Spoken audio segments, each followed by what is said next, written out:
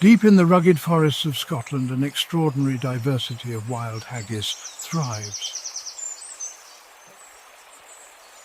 These peculiar creatures, long believed to be a single mythical species, are in fact a branching genus comprised of numerous subspecies, each uniquely adapted to its local environment. Now, after years of patient perseverance by the Haggis Wildlife Foundation, we're finally able to witness the extraordinary reality of the world of Scotland's wild haggis. Being a wild haggis enthusiast is about more than just solitary pursuits. It's about connecting with like-minded individuals who share a passion for the haggis and Scotland's rich cultural heritage. Without the haggis, the forest would lose a vital part of its life cycle. Each haggis, from the lowland dweller to the highland soft breed, plays a crucial role in maintaining the diversity and stability of their respective habitats. But what exactly are these wild haggis creatures, and how do they differ from one another? Let's delve deeper into the fascinating world of haggis species to find out. The pure Baltic haggis is a shy, elusive little animal that makes its home deep within the ancient pine forests of Scotland.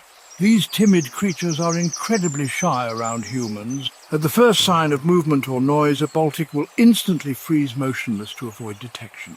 They only come out on the darkest, frostiest nights of midwinter.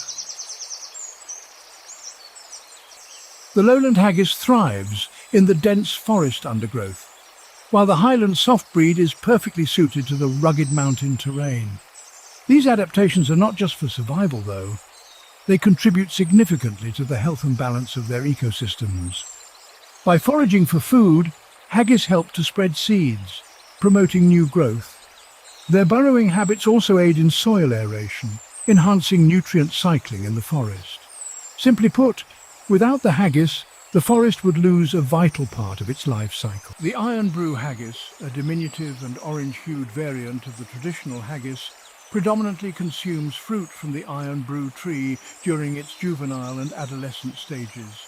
Upon hatching from its egg, the juvenile numpty haggis faces a multitude of environmental challenges and threats prior to the development of its locomotive appendages.